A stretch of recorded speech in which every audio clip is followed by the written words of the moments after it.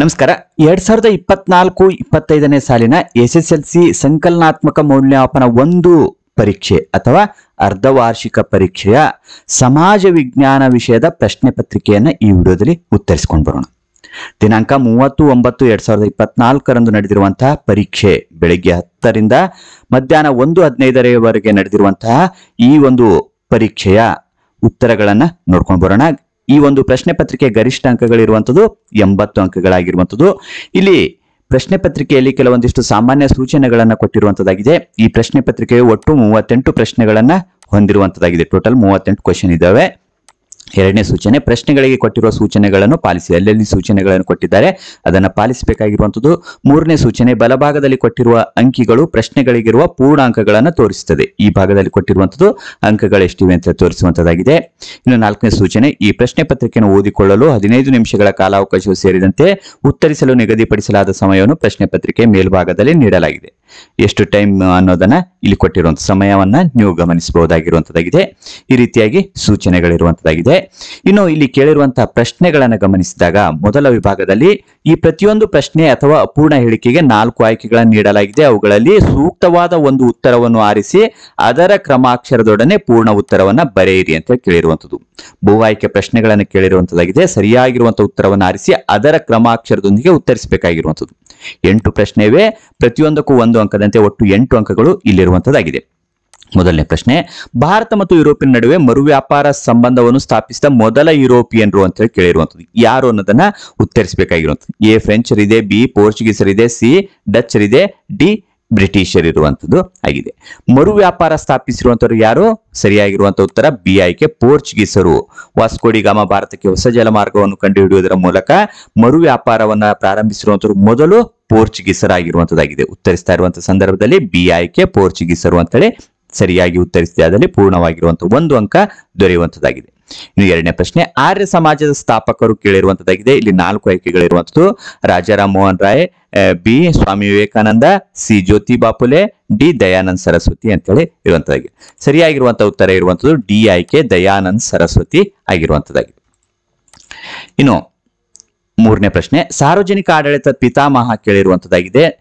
Luther Gulick, L D White, Woodrow Wilson, Herbert A Simon. ಸರಿಯಾಗಿರುವಂತಹ ಉತ್ತರ ಇರುವಂತದ್ದು C ಆಯ್ಕೆ, ವುಡ್ರೋ ವಿಲ್ಸನ್ ಅವರು ಸಾರ್ವಜನಿಕ ಆಡಳಿತದ ಪಿತಾಮಹ ಆಗಿರುವಂತದ್ದಾಗಿದೆ. ಇಲ್ಲಿ ಉತ್ತರಿಸ್ತಾ ಇರುವಂತಹ ಸಂದರ್ಭದಲ್ಲಿ ಮೂರನೇ ಪ್ರಶ್ನೆಯ ಉತ್ತರ ಸಿ ಆಯ್ಕೆ, ವುಡ್ರೋ ವಿಲ್ಸನ್ ಅಂತ ಹೇಳಿ ಉತ್ತರಿಸಿದೆ ಆದಲ್ಲಿ ಸರಿಯಾಗಿರುವಂತಹ ಉತ್ತರಕ್ಕೆ 1 ಅಂಕ ಇಲ್ಲಿ ದೊರೆಯುವಂತದ್ದು ಆಗಿದೆ.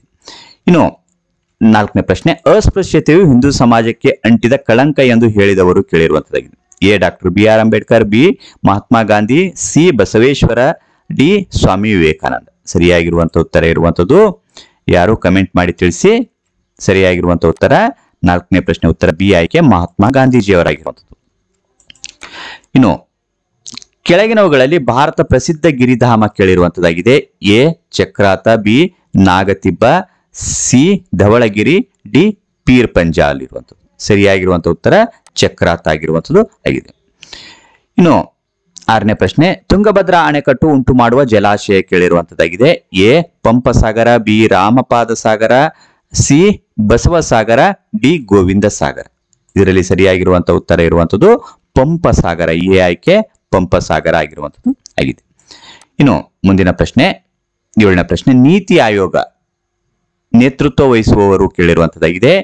ಎ ರಾಷ್ಟ್ರಪತಿ, ಬಿ ಲೋಕಸಭೆ ಅಧ್ಯಕ್ಷರು, ಸಿ ಉಪರಾಷ್ಟ್ರಪತಿ, ಡಿ ಪ್ರಧಾನಮಂತ್ರಿ. ಸರಿಯಾಗಿರುವಂತಹ ಉತ್ತರ ಇರುವಂತದ್ದು ನೀತಿ ಆಯೋಗದ ನೇತೃತ್ವ ವಹಿಸುವಂತವರು ಯಾರು ಅಂದಾಗ ಡಿ ಆಯ್ಕೆ, ಪ್ರಧಾನಮಂತ್ರಿ ಆಗಿರುವಂತದ್ದಾಗಿದೆ. ಇನ್ನು ಮುಂದಿನ ಪ್ರಶ್ನೆ ಇರುವಂತದ್ದು 8ನೇ ಪ್ರಶ್ನೆ, ನವೀನನು 10 ವರ್ಷಗಳ ಬಳಿಕ ನಿವೇಶನವನ್ನು ಕೊಳ್ಳಲು ಪ್ರತಿ ತಿಂಗಳು ಹಣವನ್ನು ಉಳಿತಾಯ ಮಾಡಲು ಬಯಸುತ್ತಾನೆ.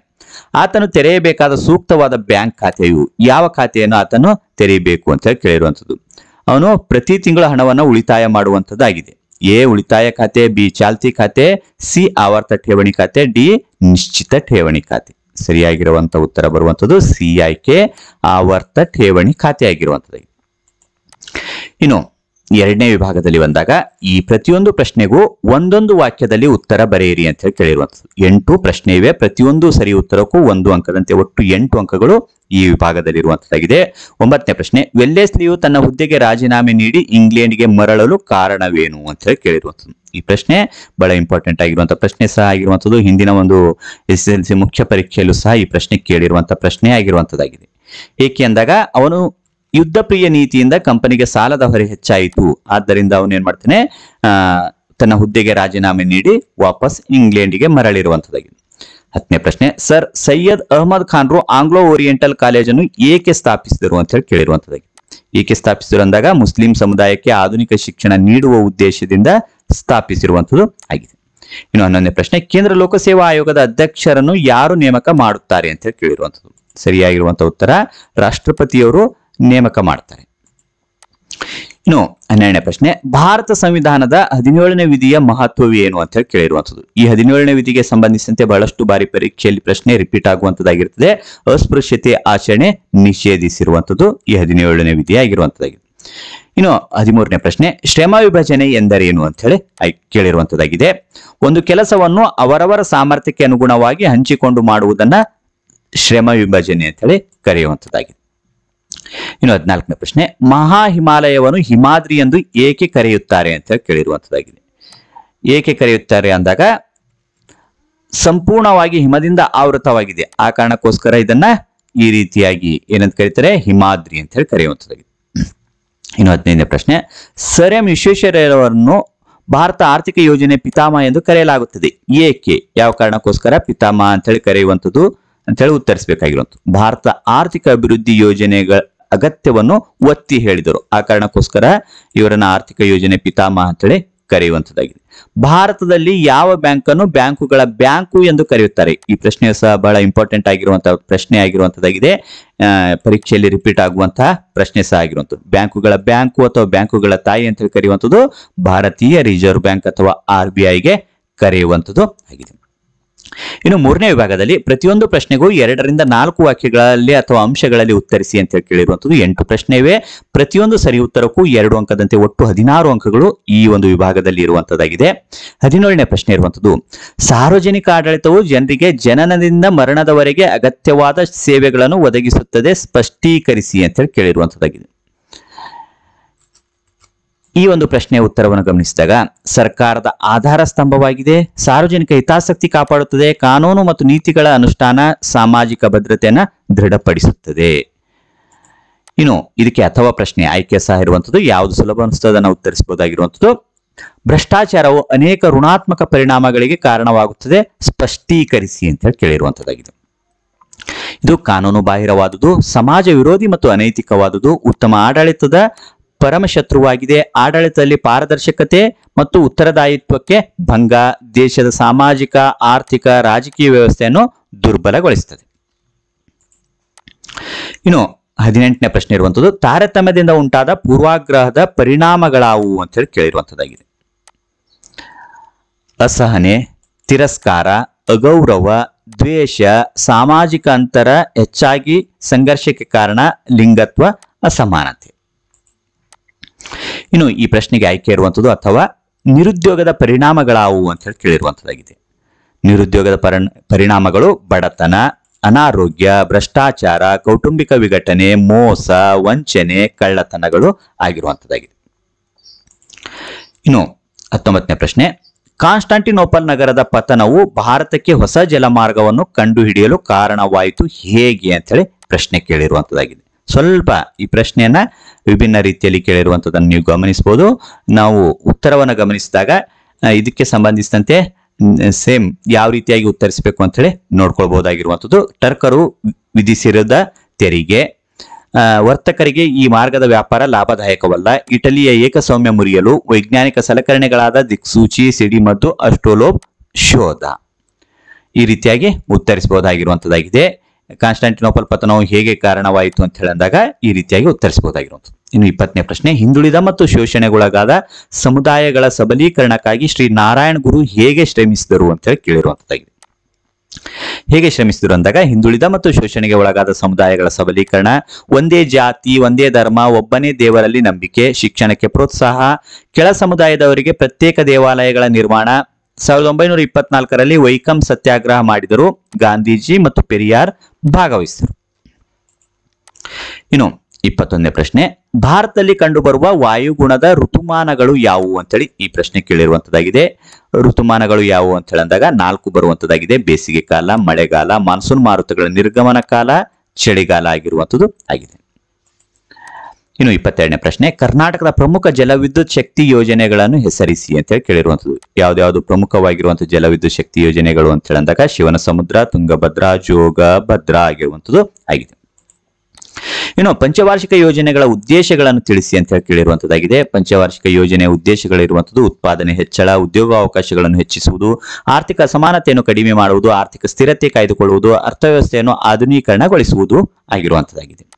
ಇನ್ನು 24ನೇ ಪ್ರಶ್ನೆ, ಬ್ಯಾಂಕುಗಳ ವಿಧಗಳಾವುವು ಅಂತ ಹೇಳಿ ಕೇಳಿರುವಂತದ್ದಾಗಿದೆ. ಬ್ಯಾಂಕುಗಳ ವಿಧಗಳಿರುವಂತದ್ದು ಭಾರತೀಯ ರಿಸರ್ವ್ ಬ್ಯಾಂಕು, ವಾಣಿಜ್ಯ ಬ್ಯಾಂಕುಗಳು, ಕೈಗಾರಿಕಾ ಅಭಿವೃದ್ಧಿ ಬ್ಯಾಂಕು, ಭೂ ಅಭಿವೃದ್ಧಿ ಬ್ಯಾಂಕು, ಸ್ಥಳೀಯ ಬ್ಯಾಂಕು, ಸಹಕಾರಿ ಬ್ಯಾಂಕುಗಳು ಆಗಿರುವಂತದ್ದು ಆಗಿದೆ. ಇನ್ನು 4ನೇ ವಿಭಾಗದಲ್ಲಿ ಈ ಪ್ರತಿಯೊಂದು ಪ್ರಶ್ನೆಗೂ 6 ವಾಕ್ಯಗಳಲ್ಲಿ ಅಥವಾ ಅಂಶಗಳಲ್ಲಿ ಉತ್ತರಿಸಿ ಅಂತ ಕೇಳಿರುವಂತದ್ದು 9 ಪ್ರಶ್ನೆ ಇವೆ. ಪ್ರತಿಯೊಂದಕ್ಕೂ 3 ಅಂಕದಂತೆ ಒಟ್ಟು 27 ಅಂಕಗಳು ಈ ಒಂದು ವಿಭಾಗದಲ್ಲಿ ಇರುವಂತಹ ಅಂಕಗಳಾಗಿರುವಂತದ್ದು. 25ನೇ ಪ್ರಶ್ನೆ, ಡಚ್ಚರ ವಿರುದ್ಧ ಮಾರ್ತಾಂಡವರ್ಮನ ಹೋರಾಟವನ್ನು ವಿವರಿಸಿ ಅಂತ ಹೇಳಿ ಕೇಳಿರುವಂತದ್ದು. ಮಾರ್ತಾಂಡನ ಮೇಲೆ ಒಂದು ಪ್ರಶ್ನೆ ಬರುವಂತದ್ದಾಗಿರುತ್ತೆ. ಈ ಮಾರ್ತಾಂಡವರ್ಮನಿಗೆ ಸಂಬಂಧಿಸಿದಂತೆ ಪರೀಕ್ಷೆಯಲ್ಲಿ ಬಹಳಷ್ಟು ಬಾರಿ ರಿಪೀಟ್ ಆಗುವಂತ ಸಾಧ್ಯತೆ ಇರುವಂತಹ ಪ್ರಶ್ನೆ ಇದಾಗಿರುವಂತದ್ದಾಗಿದೆ.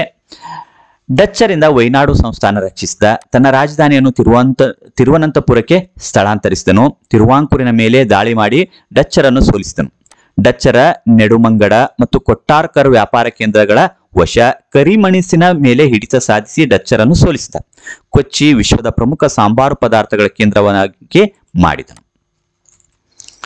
ಇನ್ನು ಈ ಪ್ರಶ್ನೆಗೆ ಆಯ್ಕೆ ಇರುವಂತದ್ದು ಅಥವಾ ಪ್ರಶ್ನೆ, ಸಹಾಯಕ ಸೈನ್ಯ ಪದ್ಧತಿಯ ನಿಬಂಧನೆಗಳನ್ನು ವಿವರಿಸಿ ಅಂತ ಹೇಳಿ ಕೇಳಿರುವಂತದ್ದಾಗಿದೆ.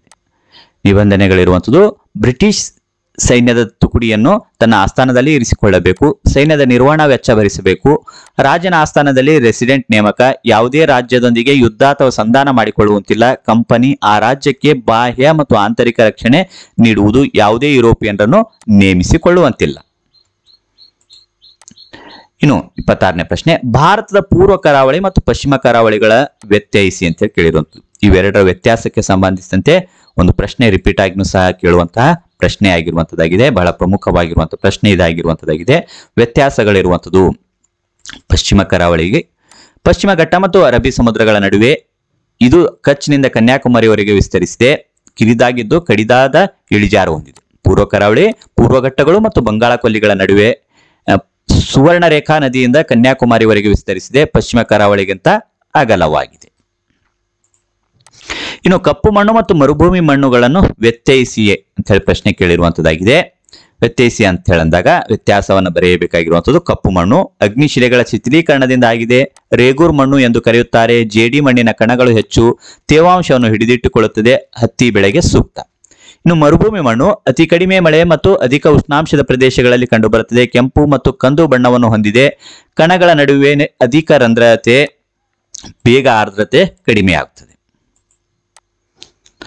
ಇನ್ನು 27ನೇ ಪ್ರಶ್ನೆ, ಪಂಚವಾರ್ಷಿಕ ಯೋಜನೆಗಳು ಭಾರತದಲ್ಲಿ ಆರ್ಥಿಕ ಪ್ರಗತಿಗೆ ಕಾರಣವಾದವು ಹೇಗೆ ಅಂತ ಹೇಳಿ ಕೇಳಿರುವಂಥದ್ದು. ಹೇಗೆ ಅಂತ ಹೇಳಂದಾಗ ರಾಷ್ಟ್ರೀಯ ಆದಾಯ ಹೆಚ್ಚಳ, ತಲಾ ಆದಾಯದಲ್ಲಿ ಹೆಚ್ಚಳ, ಆಹಾರ ಧಾನ್ಯಗಳ ಉತ್ಪಾದನೆಯಲ್ಲಿ ಸ್ವಾವಲಂಬನೆ, ಉದ್ಯೋಗಾವಕಾಶಗಳು ಹೆಚ್ಚಿವೆ, ವಿಜ್ಞಾನ ಮತ್ತು ತಂತ್ರಜ್ಞಾನದಲ್ಲಿ ಪ್ರಗತಿ, ಅಸಮಾನತೆಯನ್ನು ಕಡಿಮೆ ಮಾಡಿದೆ, ಸಾಕ್ಷರತಾ ಪ್ರಮಾಣ ಹೆಚ್ಚಳ, ಜನರ ನಿರೀಕ್ಷಿತ ಜೀವಿತಾವಧಿ ಹೆಚ್ಚಳ. ಇನ್ನು ಈ 27ನೇ ಪ್ರಶ್ನೆಗೆ ಅಥವಾ ಪ್ರಶ್ನೆ ಸಹ ಇರುವಂಥದ್ದು, ಸುಗ್ಗಿ ಪೂರ್ವ ಮತ್ತು ಸುಗ್ಗಿ ನಂತರ ತಂತ್ರಜ್ಞಾನಗಳು ಹಸಿರು ಕ್ರಾಂತಿಗೆ ಪ್ರೇರಕವಾದವು ಹೇಗೆ ಅಂತ ಹೇಳಿ ಕೇಳಿರುವಂಥದ್ದು. ಹೆಚ್ಚು ಇಳುವರಿ ಕೊಡುವ ಬೀಜಗಳ ಬಳಕೆ, ರಾಸಾಯನಿಕ ಗೊಬ್ಬರ ಬಳಕೆ, ಕ್ರಿಮಿನಾಶಕಗಳ ಬಳಕೆ, ನೀರಾವರಿ ಸೌಲಭ್ಯಗಳ ವಿಸ್ತರಣೆ, ಉಗ್ರಾಣ ಮತ್ತು ಶೈತ್ಯಾಗಾರ ನಿರ್ಮಾಣ, ಸುಧಾರಿತ ತಂತ್ರಜ್ಞಾನ. ಇನ್ನು 28ನೇ ಪ್ರಶ್ನೆ, ಬ್ಯಾಂಕಿನ ಗುಣಲಕ್ಷಣಗಳನ್ನು ವಿವರಿಸಿ ಅಂತ ಹೇಳಿ ಕೇಳಿರುವಂತದ್ದಾಗಿದೆ. ಬ್ಯಾಂಕಿನ ಗುಣಲಕ್ಷಣಗಳಿಗೆ ಸಂಬಂಧಿಸಿದಂತೆ ನೋಡಿದಾಗ ಹಣದ ವಹಿವಾಟು ನಡೆಸುತ್ತದೆ, ಠೇವಣಿಗಳನ್ನು ಅಂಗೀಕರಿಸುತ್ತದೆ, ಸಾಲಗಳನ್ನು ಕೊಡುವುದು, ಹಣ ಪಾವತಿ ಮತ್ತು ಹಿಂದಕ್ಕೆ ಪಡೆಯುವುದು, ಹೆಸರಿನ ಗುರುತು, ಹಣದ ಭದ್ರತೆ ಕಾಪಾಡುತ್ತದೆ. ಇನ್ನು ಈ ಪ್ರಶ್ನೆಗೆ ಆಯ್ಕೆ ಪ್ರಶ್ನೆ ಸಹ ಇರುವಂಥದ್ದು, ಬ್ಯಾಂಕ್ ಖಾತೆಯನ್ನು ತೆರೆಯುವ ವಿಧಾನವನ್ನು ವಿವರಿಸಿ ಅಂತ ಹೇಳಿ ಕೇಳಿರುವಂಥದ್ದು. ಯಾವ ಒಂದು ವಿಧಾನಗಳಿವೆ ಅಂದಾಗ ಯಾವ ಖಾತೆ ತೆಗೆಯಬೇಕೆಂಬುದನ್ನು ನಿರ್ಧರಿಸುವುದು ಫಸ್ಟ್, ಅಧಿಕಾರಿಯನ್ನು ಸಂಪರ್ಕಿಸುವುದು, ಪ್ರಸ್ತಾವನೆ ಅರ್ಜಿ ತುಂಬುವುದು, ಪರಿಚಿತರ ಉಲ್ಲೇಖವನ್ನು ಕೊಡುವುದು, ನಮೂನೆಯನ್ನು ಬ್ಯಾಂಕಿಗೆ ಒಪ್ಪಿಸುವುದು, ಅಧಿಕಾರಿಯ ಒಪ್ಪಿಗೆ, ಪ್ರಾರಂಭಿಕ ಠೇವಣಿ. ಇನ್ನು 29ನೇ ಪ್ರಶ್ನೆ, ಬ್ರಿಟಿಷರ ಕಾಲದಲ್ಲಿ ಭಾರತ ಪೊಲೀಸ್ ವ್ಯವಸ್ಥೆಯಲ್ಲಾದ ಬದಲಾವಣೆಗಳನ್ನು ವಿಶ್ಲೇಷಿಸಿ ಅಂತ ಹೇಳಿ ಕೇಳಿರುವಂತದ್ದಾಗಿದೆ. ಪೊಲೀಸ್ ವಿಭಾಗ ಅಸ್ತಿತ್ವಕ್ಕೆ ತಂದರು. SP ಹುದ್ದೆಯನ್ನು ಕಾರ್ನ್ವಾಲಿಸ್ ಸೃಷ್ಟಿಸಿದನು. ಪ್ರತಿ ಜಿಲ್ಲೆಯನ್ನು ಠಾಣೆಗಳನ್ನಾಗಿ ವಿಭಾಗಿಸಿದರು. ಕೊತ್ವಾಲರಿಗೆ ಹಳ್ಳಿಗಳ ಮಟ್ಟದ ಕಳ್ಳತನ, ದರೋಡೆಗಳನ್ನು ನಿಯಂತ್ರಿಸುವ ಜವಾಬ್ದಾರಿ ಕೊಟ್ಟರು. ಬ್ರಿಟಿಷ್ ಮ್ಯಾಜಿಸ್ಟ್ರೇಟ್ಗಳ ನೇಮಕ. 1861ರಲ್ಲಿ ಪೊಲೀಸ್ ಕಾಯ್ದೆ ಜಾರಿ. ಇನ್ನು 30ನೇ ಪ್ರಶ್ನೆ, ಕಿತ್ತೂರಿನ ಸ್ವತಂತ್ರ ಹೋರಾಟದಲ್ಲಿ ಸಂಗೊಳ್ಳಿ ರಾಯಣ್ಣ ಪಾತ್ರವೇನು ಅಂತ ಹೇಳಿ ಕೇಳಿರುವಂತದ್ದಾಗಿ. ಕಿತ್ತೂರಿನ ಸ್ವಾತಂತ್ರ್ಯಕ್ಕೆ ಹೋರಾಡಿದನು. ಚೆನ್ನಮ್ಮನ ಜೊತೆಯಲ್ಲಿ ಬ್ರಿಟಿಷರ ವಿರುದ್ಧ ಹೋರಾಡಿದನು. ಸೈನಿಕರನ್ನು ಸಂಘಟಿಸುತ್ತಾ ಗುಪ್ತ ಸಭೆ ನಡೆಸಿದನು. ತಾಲೂಕು ಕಚೇರಿ ಮತ್ತು ಖಜಾನೆಗಳ ಲೂಟಿ, ನಂದಗಡ, ಖಾನಾಪುರ, ಸಂಪಗಾವಿ ಆತನ ಕಾರ್ಯಾಚರಣೆಯ ಸ್ಥಳಗಳಾದವು. ಬ್ರಿಟಿಷರು ಅಮಲ್ದಾರ್ ಕೃಷ್ಣರಾಯನ ಜೊತೆ ಸಂಚು ನಡೆಸಿ ರಾಯಣ್ಣನನ್ನು ಬಂಧಿಸಿದರು. 1831ರಲ್ಲಿ ನಂದಗಡದಲ್ಲಿ ಗಲ್ಲಿಗೇರಿಸಲಾಯಿತು. ಇನ್ನು 31ನೇ ಪ್ರಶ್ನೆ, ಲಿಂಗತ್ವ ಅಲ್ಪಸಂಖ್ಯಾತರ ಸಬಲೀಕರಣಕ್ಕಾಗಿ ಕೈಗೊಂಡಿರುವ ಕ್ರಮಗಳನ್ನು ವಿವರಿಸಿ ಅಂತ ಹೇಳಿ ಕೇಳಿರುವಂಥದ್ದು. ಇಲ್ಲಿ ಪರಿಷ್ಕೃತಗೊಂಡಿರುವಂತಹ ಪಠ್ಯಪುಸ್ತಕದಲ್ಲಿ ಈ ಒಂದು ಪ್ರಶ್ನೆ ಬರುವಂತ ಸಾಧ್ಯತೆ ಇರುವಂತದ ಪ್ರಶ್ನೆ ಸಹ ಆಗಿರುವಂತದ್ದಾಗಿದೆ. 31ನೇ ಪ್ರಶ್ನೆ ಉತ್ತರ, 2019ರಲ್ಲಿ ಲಿಂಗತ್ವ ಅಲ್ಪಸಂಖ್ಯಾತ ವ್ಯಕ್ತಿಗಳ ಹಕ್ಕುಗಳ ಸಂರಕ್ಷಣಾ ಕಾಯ್ದೆ ಇವರನ್ನು ಕುಟುಂಬದಿಂದ ಬೇರ್ಪಡಿಸುವಂತಿಲ್ಲ. ಸ್ಮೈಲ್ ಯೋಜನೆ ಅಡಿಯಲ್ಲಿ ಲಿಂಗತ್ವ ಅಲ್ಪಸಂಖ್ಯಾತ ವ್ಯಕ್ತಿಗಳ ಕಲ್ಯಾಣಕ್ಕಾಗಿ ಸಮಗ್ರ ಪುನರ್ವಸತಿ ಯೋಜನೆ, ಲಿಂಗತ್ವ ಅಲ್ಪಸಂಖ್ಯಾತ ವ್ಯಕ್ತಿಗಳ ರಾಷ್ಟ್ರೀಯ ಪರಿಷತ್ ಸ್ಥಾಪನೆ, ನ್ಯಾಷನಲ್ ಪೋರ್ಟಲ್ ಫಾರ್ ಟ್ರಾನ್ಸ್ಜೆಂಡರ್ ಸ್ಥಾಪನೆ, ಗರಿಮಾ ಗೃಹ ಹೆಸರಿನ ಮನೆಗಳ ನಿರ್ಮಾಣ. ಇನ್ನು 32ನೇ ಪ್ರಶ್ನೆ, ಅಸಂಘಟಿತ ಕಾರ್ಮಿಕರು ಎದುರಿಸುತ್ತಿರುವ ಸಮಸ್ಯೆಗಳಾವು? ಈ ಪ್ರಶ್ನೆಯು ಸಹ ಬಹಳಷ್ಟು ಬಾರಿ ಪರೀಕ್ಷೆಯಲ್ಲಿ ರಿಪೀಟ್ ಆಗಿರುವಂತಹ ಪ್ರಶ್ನೆ ಆಗಿರುವಂತದ್ದು. ಅಸಂಘಟಿತ ಮತ್ತು ಸಂಘಟಿತ ವಲಯದ ಕೆಲಸಗಾರರಿಗೆ ಸಂಬಂಧಿಸಿದಂತೆ ಕೇಳುವಂತದ್ದಾಗಿದೆ. ಇಲ್ಲಿ ಅಸಂಘಟಿತ ವಲಯದ ಕೆಲಸಗಾರರು ನಿಯಮ ಕಾಯ್ದೆಗಳು ಇರುವುದಿಲ್ಲ, ಕಡಿಮೆ ಕೂಲಿ, ಉಚಿತ ವೈದ್ಯಕೀಯ ಸೌಲಭ್ಯಗಳಿರುವುದಿಲ್ಲ, ಕೆಲಸಕ್ಕೆ ಭದ್ರತೆ ಇರುವುದಿಲ್ಲ, ನಿವೃತ್ತಿ ವೇತನ ಭತ್ಯೆಗಳ ಸೌಲಭ್ಯಗಳಿರುವುದಿಲ್ಲ, ಶೋಷಣೆ. ಇನ್ನು 33ನೇ ಪ್ರಶ್ನೆ, ಮಣ್ಣಿನ ಸವೆತವನ್ನು ತಡೆಗಟ್ಟುವುದು ಏಕೆ ಅವಶ್ಯಕವಾಗಿದೆ ಅನ್ನೋದು ಪ್ರಶ್ನೆ ಇರುವಂತದ್ದು. ಯಾವ ಕಾರಣಕ್ಕೋಸ್ಕರ ಇದು ಅವಶ್ಯಕವಾಗಿದೆ ಅಂತ ಹೇಳಿ ಉತ್ತರಿಸಬೇಕಾಗಿರುವಂತದ್ದು. ಪ್ರವಾಹ ಉಂಟಾಗುತ್ತದೆ, ಕೃಷಿ ಉತ್ಪಾದನೆ ಸಾಮರ್ಥ್ಯ ಕಡಿಮೆ ಆಗುತ್ತದೆ, ನದಿಗಳ ಪಾತ್ರ ಬದಲಾವಣೆ ಆಗುತ್ತದೆ, ನೀರಿನ ಸಂಗ್ರಹಣ ಸಾಮರ್ಥ್ಯ ಕಡಿಮೆ ಆಗುತ್ತದೆ, ಅಂತರ್ಜಲ ಮಟ್ಟ ಕಡಿಮೆ ಆಗುತ್ತದೆ, ಮಣ್ಣಿನ ತೇವಾಂಶವು ಕಡಿಮೆ ಆಗುತ್ತದೆ. ಇನ್ನು 5ನೇ ವಿಭಾಗದಲ್ಲಿ ಈ ಪ್ರತಿಯೊಂದು ಪ್ರಶ್ನೆಗೂ 8 ವಾಕ್ಯಗಳಲ್ಲಿ ಅಥವಾ ಅಂಶಗಳಲ್ಲಿ ಉತ್ತರಿಸಿರಿ ಅಂತ ಕೇಳಿರುವಂತದ್ದಾಗಿದೆ. 4 ಪ್ರಶ್ನೆ ಇವೆ. ಪ್ರತಿಯೊಂದು ಸರಿ ಉತ್ತರಕ್ಕೂ 4 ಅಂಕದಂತೆ ಒಟ್ಟು 16 ಅಂಕಗಳು ಈ ಒಂದು ವಿಭಾಗದಲ್ಲಿ ಇರುವಂತದ್ದಾಗಿದೆ. 34ನೇ ಪ್ರಶ್ನೆ, ಬ್ರಿಟಿಷ್ ಶಿಕ್ಷಣವು ಭಾರತೀಯರ ಮೇಲೆ ಬೀರಿದ ಪರಿಣಾಮಗಳನ್ನು ವಿವರಿಸಿ ಅಂತ ಹೇಳಿ ಕೇಳಿರುವಂತದ್ದು. ಯಾವ ರೀತಿಯಾಗಿ ಇದು ಪರಿಣಾಮವನ್ನು ಬೀರಿತು ಅನ್ನೋದನ್ನ ಉತ್ತರಿಸಬೇಕಾಗಿರುವಂತದ್ದಾಗಿದೆ. ಆಧುನಿಕತೆ, ಪ್ರಜಾಪ್ರಭುತ್ವ, ವೈಜ್ಞಾನಿಕ ಆಲೋಚನೆ ಮತ್ತು ರಾಷ್ಟ್ರೀಯವಾದದ ಅರಿವು ಮೂಡಿಸಿತು. ಸ್ಥಳೀಯ ಭಾಷೆ ಮತ್ತು ಸಾಹಿತ್ಯಕ್ಕೆ ಪ್ರೋತ್ಸಾಹ, ವೃತ್ತಪತ್ರಿಕೆಗಳು ಹುಟ್ಟಿಕೊಂಡವು, ಸಾಮಾಜಿಕ ಮತ್ತು ಧಾರ್ಮಿಕ ಚಳುವಳಿಗಳು ಹುಟ್ಟಿಕೊಂಡವು, ಹೊಸ ಆಲೋಚನೆಗಳು, ಸ್ವತಂತ್ರ ಚಳುವಳಿಗೆ ಪ್ರೋತ್ಸಾಹ, ಸಾಂಸ್ಕೃತಿಕ ಪರಂಪರೆಗಳ ಅರಿವು ಉಂಟು ಮಾಡಿರುವಂಥದ್ದು ಆಗಿದೆ. ಇನ್ನು ಈ ಪ್ರಶ್ನೆಗೆ ಆಯ್ಕೆ ಇರುವಂತದ್ದು ಅಥವಾ ಪ್ರಶ್ನೆ, ನಾಲ್ವಡಿ ಕೃಷ್ಣರಾಜ ಒಡೆಯರ ಕೊಡುಗೆಗಳನ್ನು ವಿವರಿಸಿ ಅಂತ ಹೇಳಿ ಕೇಳಿರುವಂತದ್ದಾಗಿದೆ. ಇವರ ಕೊಡುಗೆಗಳು: ಅವರು ಪ್ರಾಪ್ತ ವಯಸ್ಕರಾಗುವವರಿಗೆ ತಾಯಿ ಆಳ್ವಿಕೆ, ಹಲವು ದಿವಾನರನ್ನು ನೇಮಿಸಿಕೊಂಡರು, ವಿದ್ಯಾಭ್ಯಾಸಕ್ಕೆ ಹೆಚ್ಚು ಪ್ರೋತ್ಸಾಹ, ಹೆಣ್ಣು ಮಕ್ಕಳ ಶಿಕ್ಷಣಕ್ಕೂ ಪ್ರೋತ್ಸಾಹ, ಮೈಸೂರು ವಿಶ್ವವಿದ್ಯಾಲಯ ಸ್ಥಾಪನೆ, ವಿದ್ಯಾರ್ಥಿ ವೇತನ ಕೊಟ್ಟರು, 1909ರಲ್ಲಿ ಭಾರತೀಯ ವಿಜ್ಞಾನ ಸಂಸ್ಥೆ ಸ್ಥಾಪನೆ, ಬೆಳಗೊಳದಲ್ಲಿ ಅಣೆಕಟ್ಟು ಸ್ಥಾಪನೆ, ಹಲವು ಕೈಗಾರಿಕೆಗಳನ್ನು ಸ್ಥಾಪಿಸಿದರು, ಸಂಗೀತ ವಿದ್ವಾಂಸರಿಗೆ ಆಶ್ರಯ ನೀಡಿದರು, ಮಾದರಿ ರಾಜ್ಯ ನಿರ್ಮಾಣ ಮಾಡಿದರು, ಗಾಂಧೀಜಿಯವರು ಇವರನ್ನು ರಾಜರ್ಷಿ ಎಂದು ಕರೆದರು. ಇನ್ನು 35ನೇ ಪ್ರಶ್ನೆ, ಜ್ಯೋತಿಬಾ ಫುಲೆಯವರು ಸಮಾನತೆಯ ಆಧಾರದ ಮೇಲೆ ಹೊಸ ಸಮಾಜವನ್ನು ನಿರ್ಮಿಸಲು ಪ್ರಯತ್ನಿಸಿದರು, ಸಮರ್ಥಿಸಿ ಅಂತ ಕೇಳಿರುವಂತದ್ದು. ಸ್ವಾತಂತ್ರ್ಯ ಪ್ರತಿಯೊಬ್ಬ ಮನುಷ್ಯನ ಪ್ರಥಮ ಅವಶ್ಯಕತೆಯಾಗಿದೆ. ಪಾನ ನಿಷೇಧವನ್ನು ಒತ್ತಾಯಿಸಿತು, ಸ್ತ್ರೀ ಪುರುಷರ ಸಮಾನತೆಯನ್ನು ವಿರೋಧಿಸಿದರು, ಮಾನವ ಹಕ್ಕುಗಳ ನಿರಾಕರಣೆ, ಅಸ್ಪೃಶ್ಯತಾ ಆಚರಣೆಗಳ ವಿರೋಧ, ಸಾಮಾಜಿಕ ನ್ಯಾಯಕ್ಕಾಗಿ ಹೋರಾಟ, ವಿದ್ಯಾರ್ಥಿನಿಯರ ಶಿಕ್ಷಣಕ್ಕಾಗಿ ಶಾಲೆ ತೆರೆಯಲಾಯಿತು, ಉಚಿತ ಮತ್ತು ಕಡ್ಡಾಯ ಶಿಕ್ಷಣಕ್ಕೆ ಪ್ರೋತ್ಸಾಹ. ಇನ್ನು 36ನೇ ಪ್ರಶ್ನೆ, ಭಾರತದಲ್ಲಿ ಆರ್ಥಿಕ ಅಸಮಾನತೆಯನ್ನು ಕಡಿಮೆಗೊಳಿಸಲು ಕೈಗೊಳ್ಳಬಹುದಾದ ಕ್ರಮಗಳೇನು ಅಂತ ಹೇಳಿ ಕೇಳಿರುವಂತದ್ದಾಗಿದೆ. ಉತ್ತಮ ಆರ್ಥಿಕ ಸುಧಾರಣೆಗಳು, ಯೋಜನಾಬದ್ಧ ಹಣಕಾಸಿನ ನಿರ್ವಹಣೆ, ಪ್ರಗತಿಪರ ತೆರಿಗೆ ಪದ್ಧತಿ, ಗೃಹ ಕೈಗಾರಿಕೆಗಳ ಅಭಿವೃದ್ಧಿ, ಬೃಹತ್ ಉದ್ಯಮ ಹಾಗೂ ಏಕಸ್ವಾಮ್ಯ ವಲಯಗಳ ನಿಯಂತ್ರಣ, ರಾಷ್ಟ್ರೀಯ ಆದಾಯದ ಸಮಾನ ಹಂಚಿಕೆಯನ್ನು ತಡೆಗಟ್ಟುವುದು, ಭೂ ಸುಧಾರಣೆ, ಕಾರ್ಮಿಕರ ಪರ ಧೋರಣೆಗಳು, ಸಾಮಾಜಿಕ ಭದ್ರತೆ. ಇನ್ನು 37ನೇ ಪ್ರಶ್ನೆ, ಅರಣ್ಯಗಳ ಮಹತ್ವವನ್ನು ವಿವರಿಸಿ ಅಂತ ಕೇಳಿರುವಂತದ್ದಾಗಿದೆ. ಶುದ್ಧ ವಾಯು, ಆಹಾರ ಮತ್ತು ಮೇವನ್ನು ಪೂರೈಸುತ್ತದೆ, ಉತ್ತಮ ಮಳೆ ತರಲು ಸಹಾಯಕ, ಮಣ್ಣಿನ ಸವೆತವನ್ನು ನಿಯಂತ್ರಿಸುತ್ತದೆ, ಪ್ರಾಣಿ ಪಕ್ಷಿಗಳಿಗೆ ಆಶ್ರಯ, ಔಷಧಿ ಒದಗಿಸುತ್ತದೆ, ಪ್ರವಾಸಿಗರನ್ನು ಆಕರ್ಷಿಸುತ್ತದೆ, ಉದ್ಯೋಗಗಳನ್ನು ಒದಗಿಸುತ್ತದೆ, ಜೈವಿಕ ಪರಿಸರ ಸಮತೋಲನವನ್ನು ಕಾಪಾಡುತ್ತದೆ. ಇನ್ನು 6ನೇ ವಿಭಾಗದಲ್ಲಿ 38ನೇ ಪ್ರಶ್ನೆ ಇರುವಂತದ್ದು, ಭಾರತ ನಕ್ಷೆಯನ್ನು ಬರೆದು ಅದರಲ್ಲಿ ಈ ಕೆಳಗಿನವುಗಳನ್ನು ಗುರುತಿಸಿ ಅಂತ ಹೇಳಿ ಕೇಳಿರುವಂತದ್ದು. 1 ಅಂಕ. ಭಾರತ ನಕ್ಷೆ ಬರೆಯುವುದಕ್ಕೆ ಇನ್ನು 4 ಸ್ಥಳಗಳನ್ನು ಗುರುತಿಸುವುದಕ್ಕೆ ಪ್ರತಿಯೊಂದು ಸ್ಥಳಕ್ಕೆ 1 ಅಂಕದಂತೆ 4 ಅಂಕ, ಒಟ್ಟು 5 ಅಂಕಗಳು ಈ ಒಂದು ವಿಭಾಗದಲ್ಲಿ ಇರುವಂತದ್ದಾಗಿದೆ. ಎ 82.5 ಡಿಗ್ರಿ ಪೂರ್ವ ರೇಖಾಂಶ, ಬಿ ಮರುಭೂಮಿ ಮಣ್ಣಿನ ಪ್ರದೇಶ, ಸಿ ಸುಂದರ್ಬನ್, ಡಿ ಕೋಸಿ ಯೋಜನೆ. ಈ 4 ಸ್ಥಳಗಳನ್ನ ಭಾರತ ನಕಾಶೆಯಲ್ಲಿ ಗುರುತಿಸಬೇಕಾಗಿರುವಂತದ್ದು. ಮೊದಲು ಭಾರತ ನಕಾಶೆಯನ್ನ ನೀಟಾಗಿ ನೀವು ಬರೆದುಕೊಳ್ಳಿ. ಈ ರೀತಿಯಾಗಿ ಭಾರತ ನಕಾಶೆಯನ್ನು ಬರೆದುಕೊಂಡಾದ ನಂತರ ಇಲ್ಲಿ ಮರುಭೂಮಿ ಪ್ರದೇಶ ಇರುವಂತದ್ದು, ಇಲ್ಲಿ ರಾಜಸ್ಥಾನದಲ್ಲಿ ಮರುಭೂಮಿ ಪ್ರದೇಶ ಇರುವಂತದ್ದನ್ನ ನೀವು ಗುರುತಿಸಬೇಕಾಗಿರುವಂತದ್ದಾಗಿದೆ. ಇನ್ನು 82.5 ಡಿಗ್ರಿ ಪೂರ್ವ ರೇಖಾಂಶ ಇಲ್ಲಿರುವಂತದ್ದು ನೀವು ಈ ರೀತಿಯಾಗಿ ಗುರುತಿಸಬೇಕಾಗಿರುವಂತದ್ದು. ಇನ್ನು ಕೋಸಿ ನದಿ ಯೋಜನೆ ಇರುವಂತದ್ದು, ಸುಂದರ್ಬನ್ ಅರಣ್ಯಗಳು ಇಲ್ಲಿ ಇರುವಂತದ್ದಾಗಿದೆ. ಈ ರೀತಿಯಾಗಿ ಈ ಒಂದು 4 ಸ್ಥಳಗಳನ್ನು ಗುರುತಿಸಿದೆ ಆದಲ್ಲಿ ಪೂರ್ಣವಾಗಿರುವಂತಹ 4 ಅಂಕ ಪ್ಲಸ್ ಭಾರತ ನಕಾಶೆಗೆ 1 ಅಂಕ, 5 ಅಂಕಗಳನ್ನ ಸಂಪಾದನೆ ಮಾಡಿಕೊಳ್ಬಹುದಾಗಿರುವಂತದ್ದು. ಈ ರೀತಿಯಾಗಿ ಈ ಒಂದು ಪ್ರಶ್ನೆ ಪತ್ರಿಕೆಯನ್ನು ಇಲ್ಲಿ ಉತ್ತರಿಸಿಕೊಂಡು ಬಂದಿರುವಂತದ್ದಾಗಿದೆ. ಈ ವಿಡಿಯೋ ನಿಮಗೆ ಇಷ್ಟ ಆದಲ್ಲಿ ಲೈಕ್ ಮಾಡಿ.